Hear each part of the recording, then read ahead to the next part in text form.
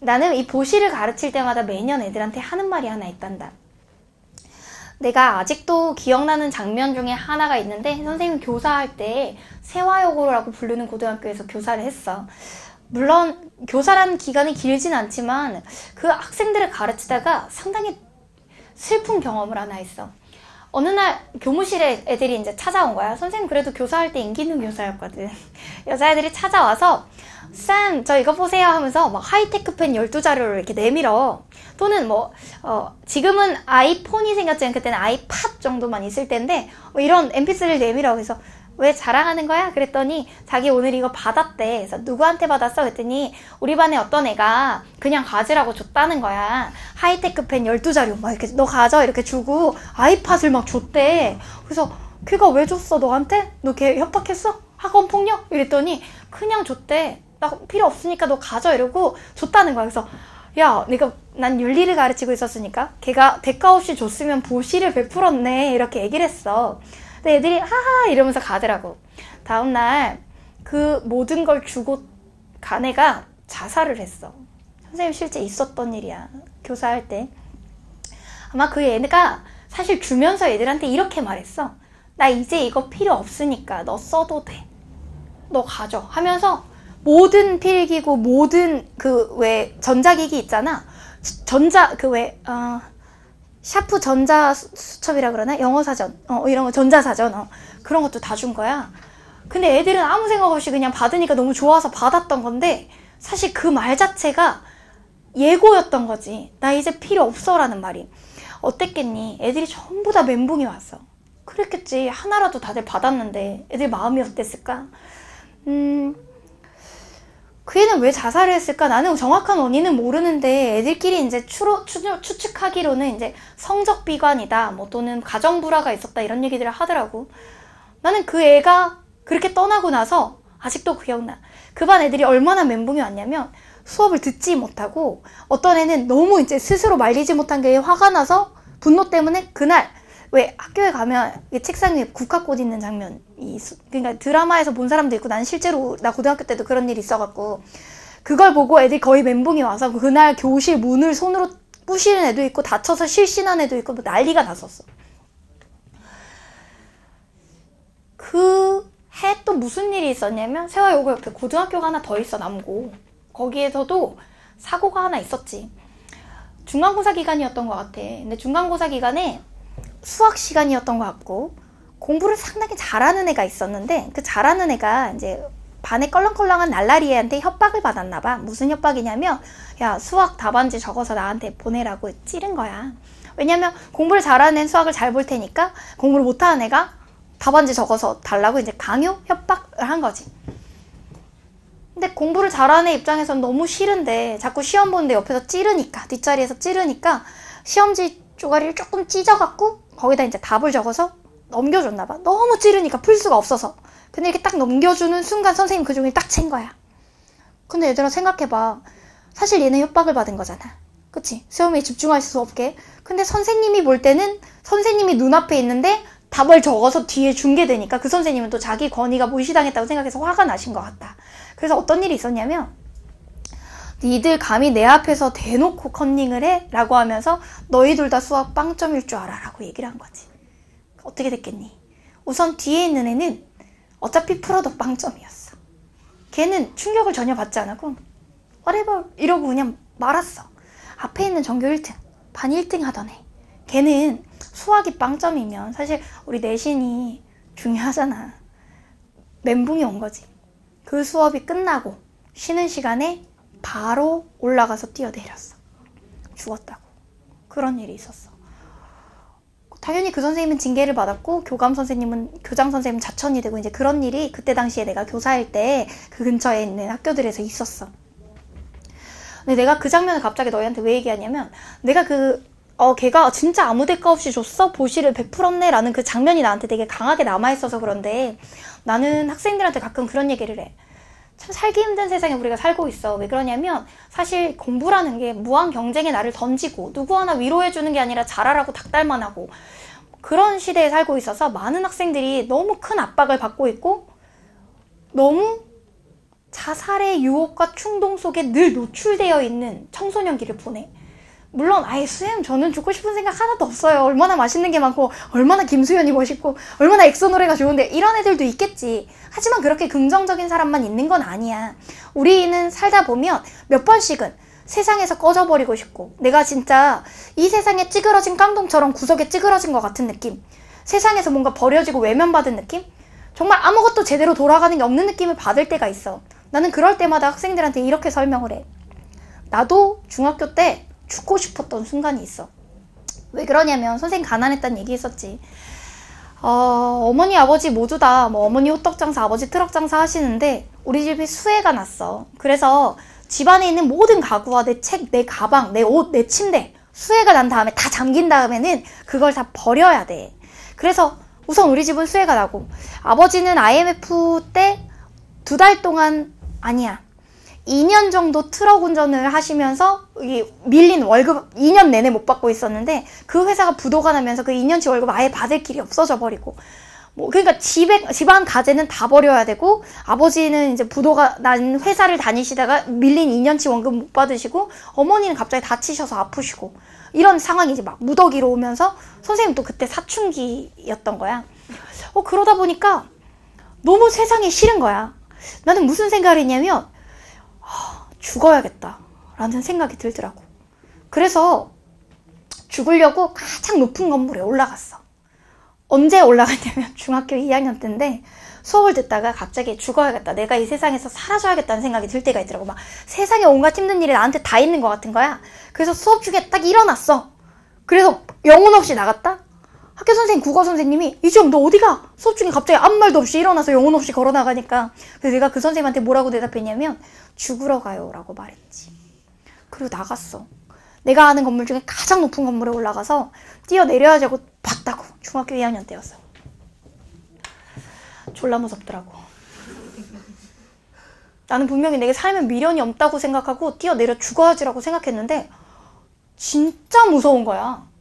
그때 내가 뭔가 깨달은 게 있다더라. 왜 삶에 미련이 없으니까 나 꺼져버려야지 죽어야지 생각했는데 거기서 무섭다는 느낌이 들었을까? 그건 삶에 대한 집착이 남아있기 때문이거든. 삶에 대한 애정이 남아있기 때문이야. 난 학생들한테 늘 이렇게 얘기해. 뭔가 세상에서 사라져버리고 싶다, 죽어버리고 싶다라는 느낌은 역설적이게도 완벽주의가 강한 사람들이 나타나는 감정이야.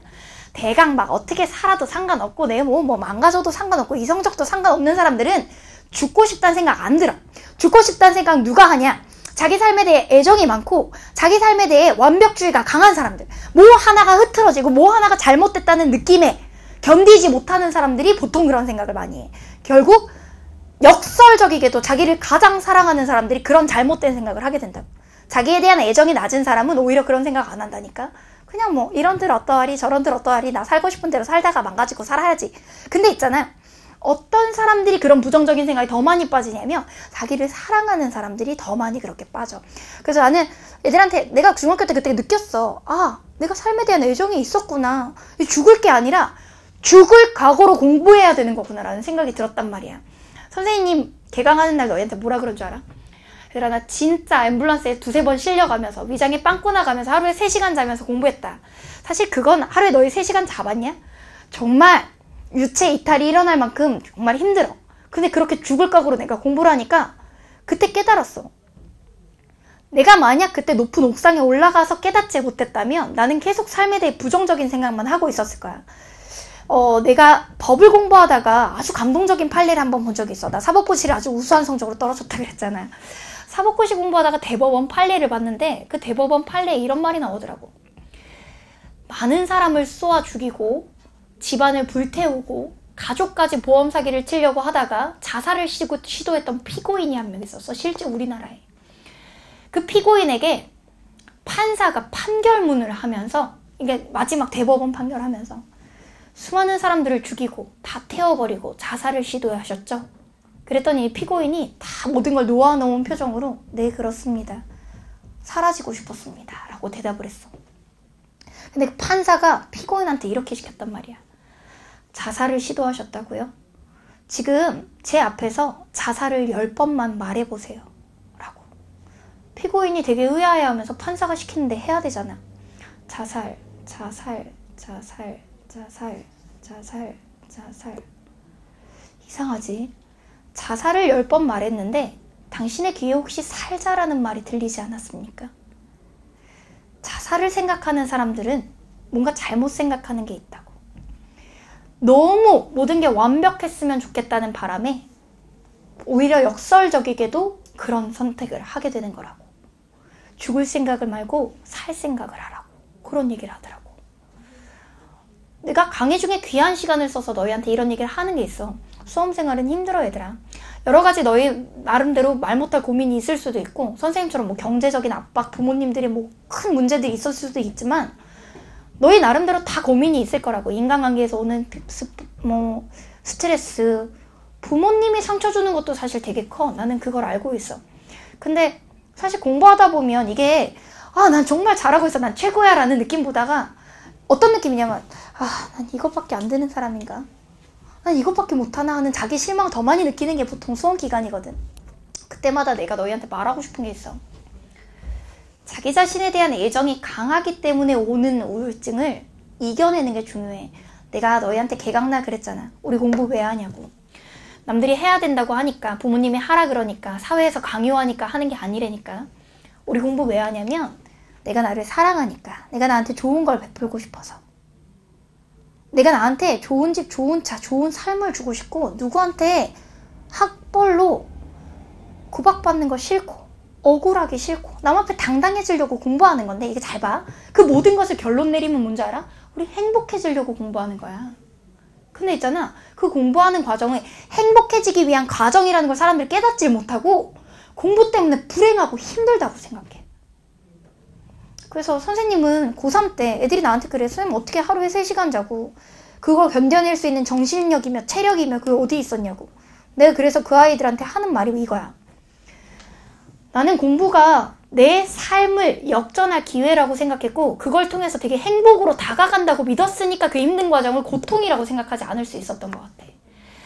내가 너희한테 부탁하는 건 뭐냐면, 너희 행복해지려고 공부하는 거야. 너희한테 좋은 거 베풀어 주려고.